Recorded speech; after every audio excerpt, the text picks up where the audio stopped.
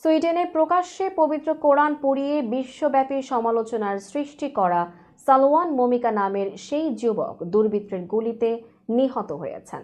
বৃহস্পতিবার যুক্তরাষ্ট্রের সংবাদ মাধ্যম ওয়াশিংটন পোস্ট এই তথ্য জানিয়েছে। ওয়াশিংটন পোস্ট জানায়, মুসলিমদের পবিত্র ধর্মগ্রন্থ কোরআন অবমাননার দায়ে বৃহস্পতিবার মমিকার বিরুদ্ধে আদালতের রায় দেওয়ার কথা ছিল। তবে আদালতে উপস্থিত হওয়ার আগেই গুলিতে নিহত হয়েছেন তিনি। স্টকহোম বিভাগীয় আদালত জানান, পূর্ব নির্ধারিত একটি মামলার রায় ঘোষণা স্থগিত করা হয়েছে, কারণ মামলার এক অভিযুক্ত মারা গেছেন। যিনি গুলিতে নিহত হয়েছেন তিনি হলেন কোরআন পোড়ানো মমিকা। সুইডেনের স্টকহোম পুলিশ জানায়, বুধবার রাতে এক ব্যক্তিকে গুলিবিদ্ধ অবস্থায় উদ্ধার করা হয়। এরপর হত্যাকাণ্ড সন্দেহে তদন্ত শুরু হয়। এতে জড়িত থাকার দায়ে অন্তত 5 জনকে গ্রেপ্তার করা হয়েছে।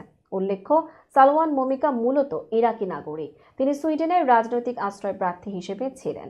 2023 সালে পবিত্র ঈদুল আজহার দিন একটি মসজিদের সামনে কোরআন পোড়ান মমিকা।